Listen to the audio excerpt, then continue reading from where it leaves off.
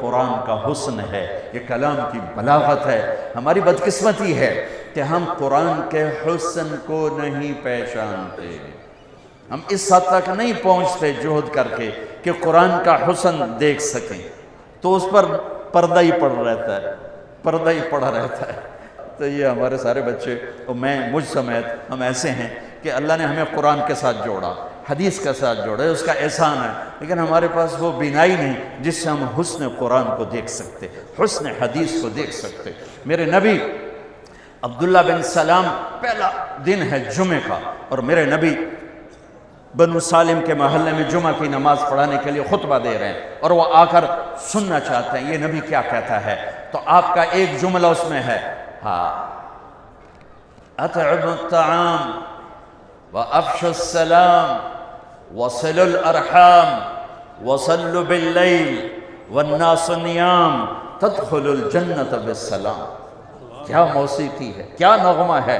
تو عبداللہ بن سلام کہنے لگے یہ کلام صرف نبی کہہ سکتا ہے، اور کسی میں اتنی طاقت نہیں ہے کہ اتنا خوبصورت جامہ پہنا سکے الفاظ کا، یہی سچا نبی ہے۔ چند جملوں میں وہ پہچان گئے کہ یہ فصاحت، یہ کمال صرف نبی کو حاصل ہے، شاعروں کو نہیں ہے۔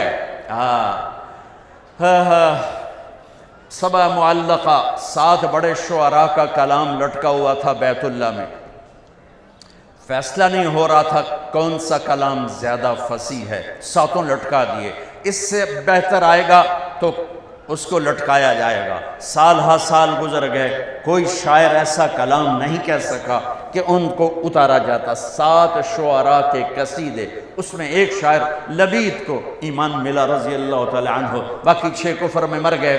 تو جب میرے نبی پر قرآن اترنا شروع ہوا تو ایک اترا، دوسرا، تیسرا، چوتھا، پانچواں، چھٹا، 6 قصیدے اتر گئے کہ یہ کلام بہت طاقتور ہے۔ لوگوں نے کہا امرؤ القیس کی بہن سے، وہ تو مر گیا تھا، بہن زندہ تھی، کہ تو بھی اتار دے، دیکھتی نہیں ہے محمد پہ کیسا کلام آ رہا ہے۔ وہ کہنے لگی ابھی میرے بھائی جیسا کلام نہیں آیا، جب آئے گا تو اتار دوں گی۔ پھر ایک آیت اتری سورہ ہود کی۔ قرآن سارا بہت فصیح ہے، اور پورے قرآن کی افصح آیت فی القرآن، قرآن کی سب سے فصیح آیت 19 الفاظ اور 21 اقسام بلاغت، 19 الفاظ اور 21 اقسام بلاغت۔ یا علامہ طنطاوی رحمۃ اللہ علیہ نے اپنی تفسیر میں ان سب کو ذکر کیا ایک ایک کر کے کہ اس 19 الفاظ میں 21 اقسام بلاغت ہیں جو انسان کے بس کی بات نہیں ہے۔ وَقِيلَ يَا أَرْضُ ابْلَعِي مَاءَكِ وَيَا سَمَاءُ أَقْلِعِي وَغِيضَ الْمَاءِ وَقُضِيَ الْأَمْرُ وَاسْتَوَتْ عَلَى الْجُودِيِّ وَقِيلَ بُعْدًا لِلْقَوْمِ الظَّالِمِينَ۔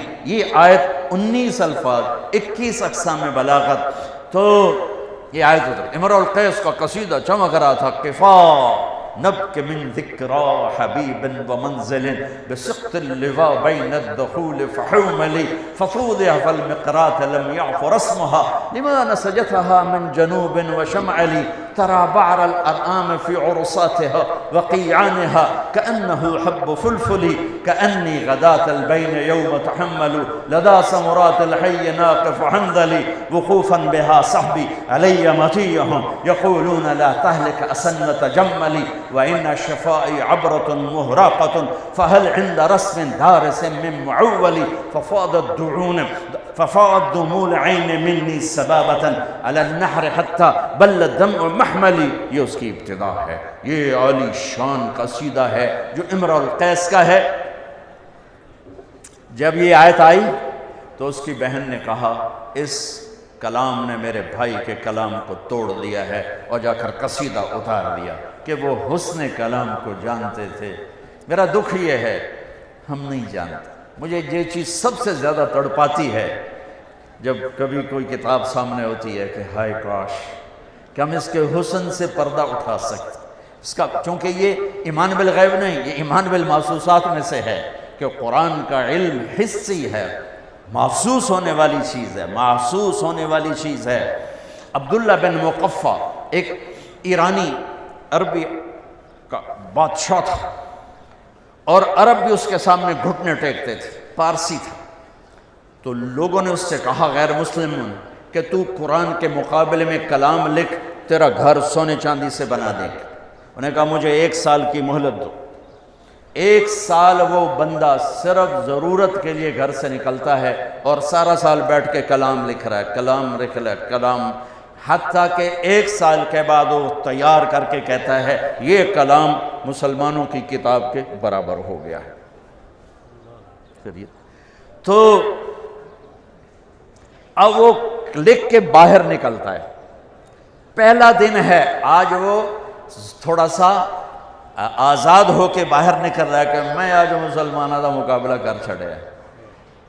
گلی سے گزرتا ہے، گلیاں تنگ ہیں، ایک گلی میں گھر کی کھڑکی کھلی ہوئی ہے اور اس کھڑکی کی طرف منہ کر کے ایک بچی قرآن پڑھ رہی ہے۔ جب اللہ کسی کو ہدایت دیتا ہے، اب یہ یوں گزرا اور یہاں سے اس کو آواز آئی اس بچی کی تلاوت کی، قیل یا ارض ابلعی ماءک ویا سماء اقلعی وغیض الماء وقضی الامر واستوت علی الجودی وقیل بعدا للقوم الظالمین۔